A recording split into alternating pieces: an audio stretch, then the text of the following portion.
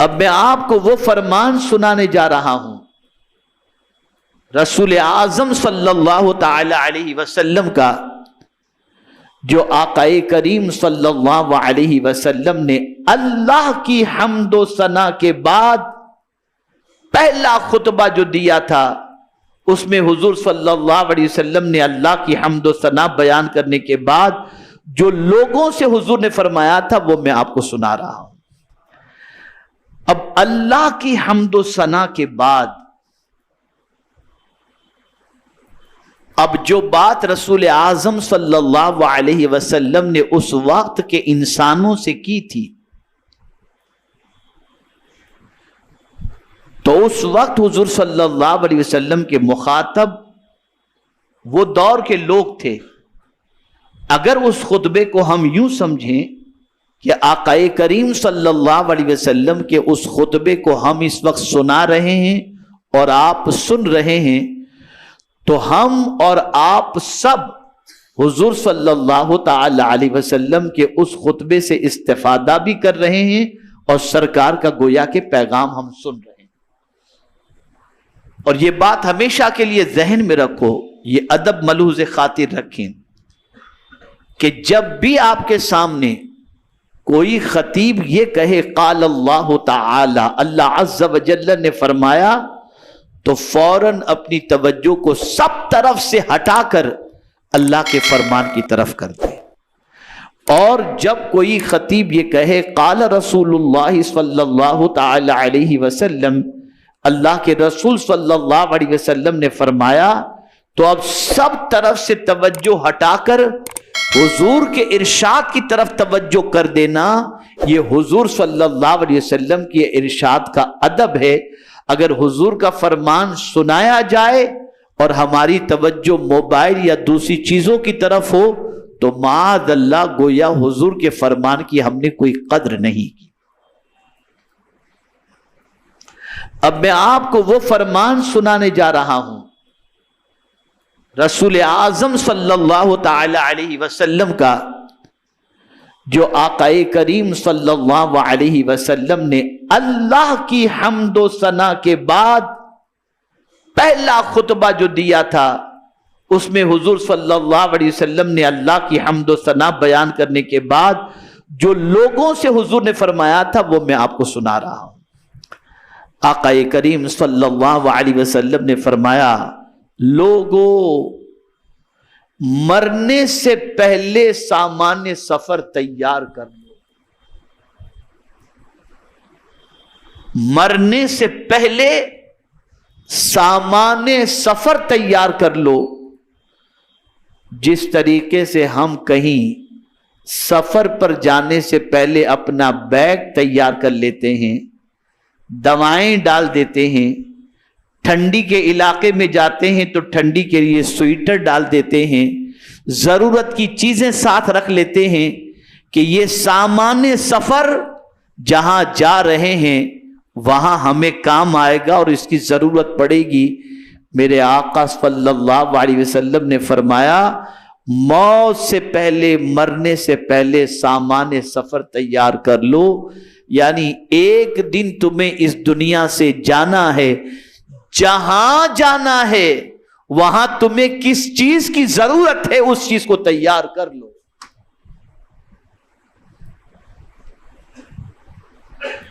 مرنے سے پہلے سامان سفر تیار کر لو۔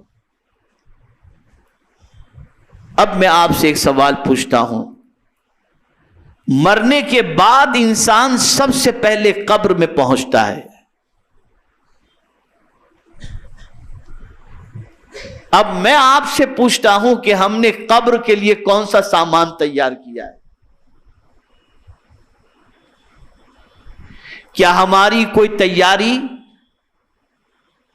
قبر کے سلسلے میں ہے؟ وہاں کا کوئی سامان سفر ہمارے پاس ہے؟ اے رسول اعظم صلی اللہ تعالی علیہ وسلم کے دیوانوں، ہم نے کوئی تیاری وہاں کے بارے میں کی ہی نہیں اور نہ کوئی ہمارے پاس سامان سفر ہے، بلکہ ہم تو زندگی کی اس دوڑ دھوپ کے اندر اور یہاں کی زندگی میں اتنے ڈوب چکے ہیں کہ ایسی تیاری یہاں کے لیے کر رہے ہیں جیسے یہاں سے جانا ہی نہیں ہے، ایسی تیاری کر رہے ہیں۔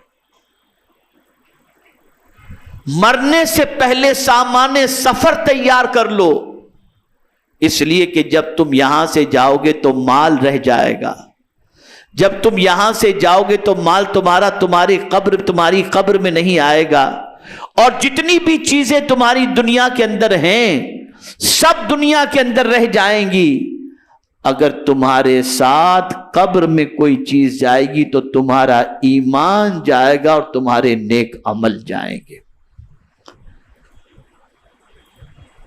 یہ سامان سفر ہے۔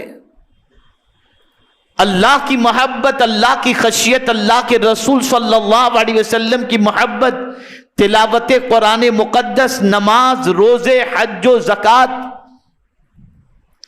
یہ ساری عبادتیں یہ ہمارے لیے سامان سفر ہیں، یہ ہمیں قبر کے اندر اپنے ساتھ لے جانے کے لیے کام آئیں گے، اور یہی سامان سفر ہماری قبر کو منور بھی کر دے گا، اور یہی سامان سفر ہماری قبر کو کشادہ بھی کر دے گا۔ یاد رکھیں میرے پیارے آقا صلی اللہ تعالی علیہ وسلم کے پیارے دیوانوں، رسول اعظم صلی اللہ علیہ وسلم کے ایک ایک فرمان کے اندر اتنی حکمتیں پوشیدہ ہیں کہ ان حکمتوں تک انسان کی رسائی ہو بھی نہیں سکتی۔ اب آگے جو حضور صلی اللہ علیہ وسلم نے فرمایا اسے سنیں۔ پہلا جملہ یاد رکھیں، موت سے پہلے سامان سفر تیار کر لو۔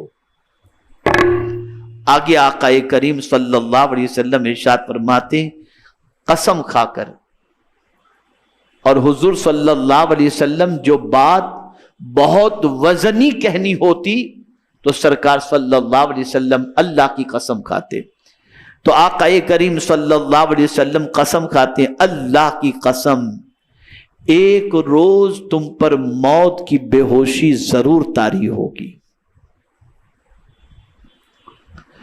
اور پھر تم اپنی بھیڑوں کو بغیر کسی نگہبان کے چھوڑ کر کے چلے جاؤ گے۔ ایک دن موت کی بے ہوشی طاری ہونی ہے، اور وہ دن ہمیں نہیں معلوم کب موت کی بے ہوشی طاری ہوگی۔ یہاں سے یہ بتانا مقصود ہے کہ اے بندگان خدا، جب موت کا وقت تمہیں نہیں معلوم، کبھی بھی موت واقع ہو سکتی ہے، تو اب نیکیوں میں ٹال مٹول مت کرو، نیکی کر کے اپنے لیے سامان سفر تیار کر لو، اس لیے کہ آج تمہیں اللہ نے زندگی عطا فرمائی ہے، یہ زندگی تمہارے لیے مستقل نہیں ہے۔ جب موت کا وقت آئے گا تو سب کچھ چھوڑ چھاڑ کر کے تم اس دنیا سے چلے جاؤ گے۔ میرے پیارے آقا صلی اللہ تعالی علیہ وسلم کے پیارے دیوانوں، اور پھر آگے رسول اعظم صلی اللہ علیہ وسلم نے جو فرمایا اسے سماعت فرمائیں۔ رسول اعظم صلی اللہ علیہ وسلم فرماتے ہیں، پھر اللہ سوال کرے گا، وہ اللہ، اللہ اکبر، اللہ سوال کرے گا، کون اللہ؟ تو حضور صلی اللہ علیہ وسلم فرماتے، وہ اللہ جس کو نہ کسی ترجمان کی ضرورت ہے اور نہ کسی دربان کی حاجت ہے۔ کوئی ترجمان، کوئی ٹرانسلیٹر، کوئی انٹرپریٹر نہیں ہوگا، وہ ڈائریکٹ اپنے بندے سے سوال کرے گا۔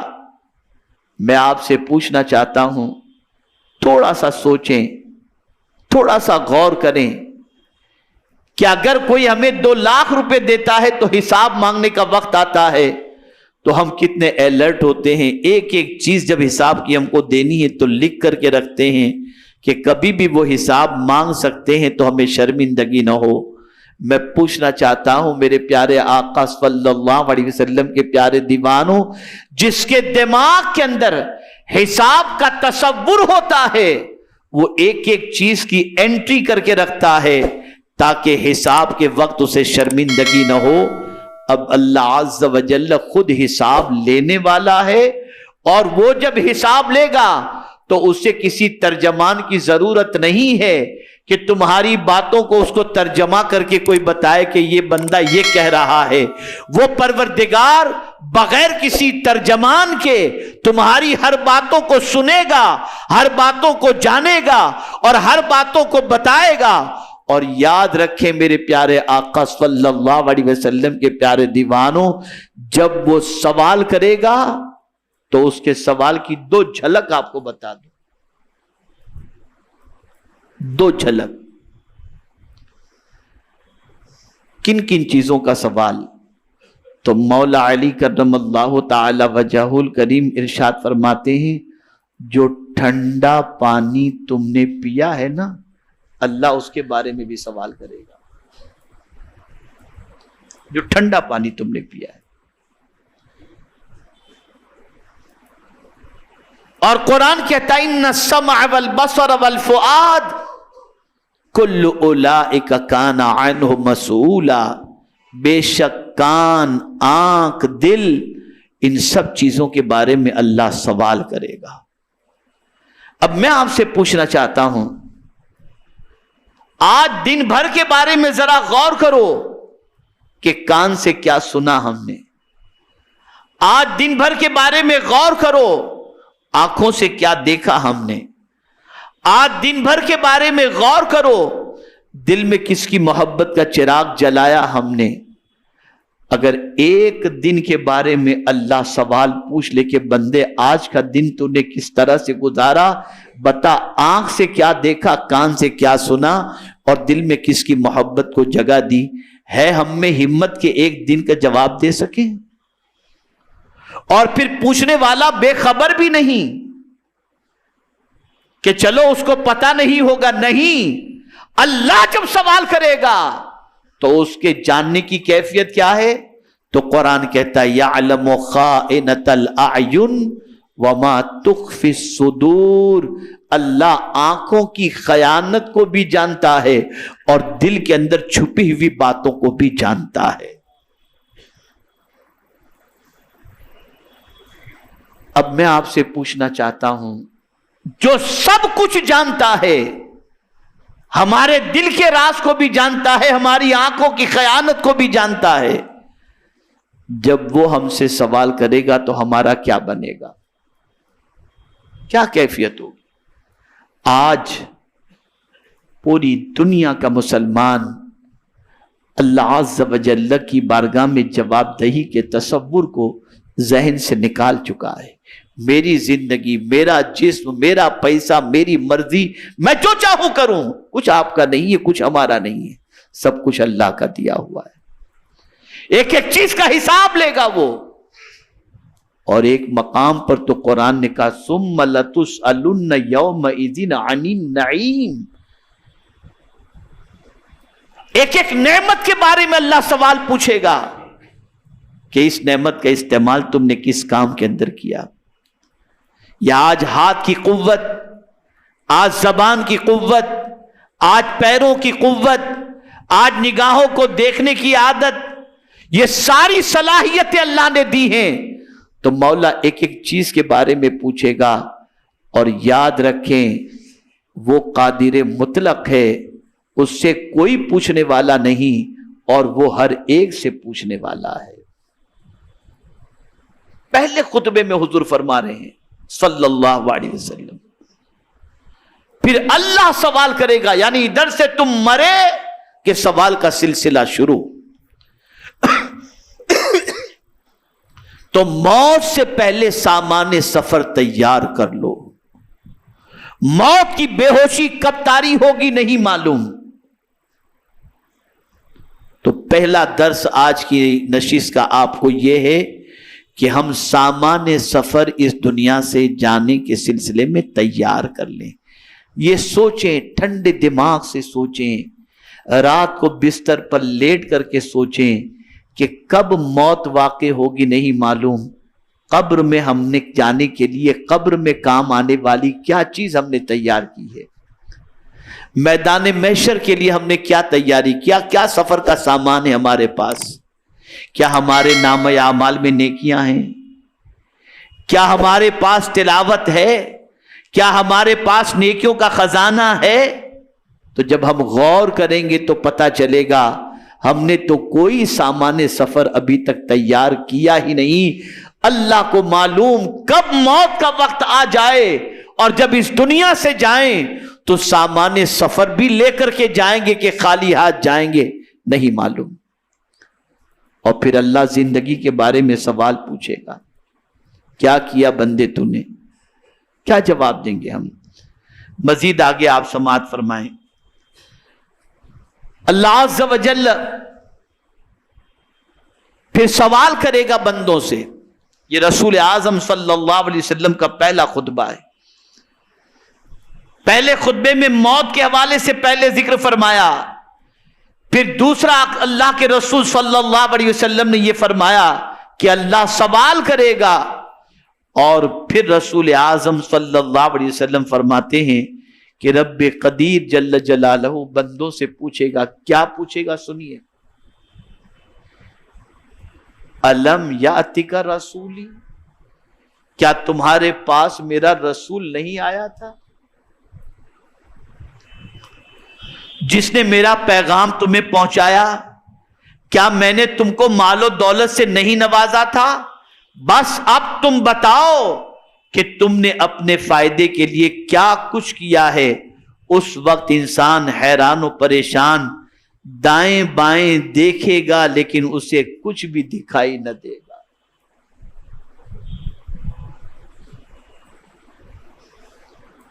آج ہمارے پاس جو مال و دولت ہے یہ سب کچھ اللہ نے دیا ہے، اور اللہ چاہتا ہے کہ اس مال و دولت کے ذریعے ہم اپنی آخرت کی تیاری کریں، آخرت کے بارے میں غور کریں، آخرت کی تیاری کے لیے اپنی دولت کا خرچ کریں، اور آخرت میں یہ دولت کا جو اللہ کی راہ میں خرچ کریں گے یہ ہمیں کام آئے۔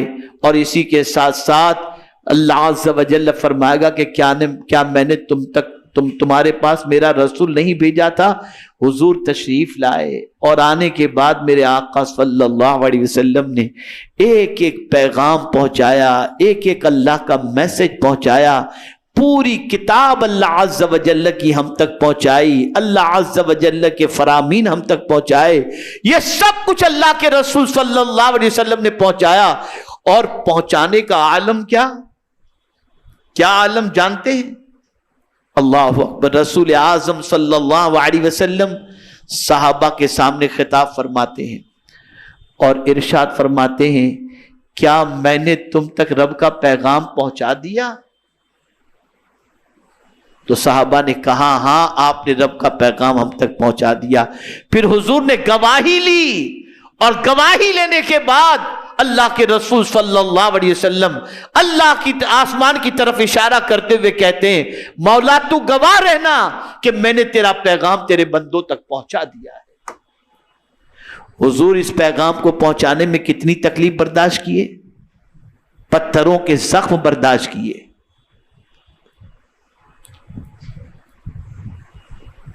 اور نہ جانے کتنی صعوبتیں حضور نے برداشت کی، اور اللہ کا پیغام ہم تک پہنچایا تاکہ ہم بھٹکنے سے بچ جائیں۔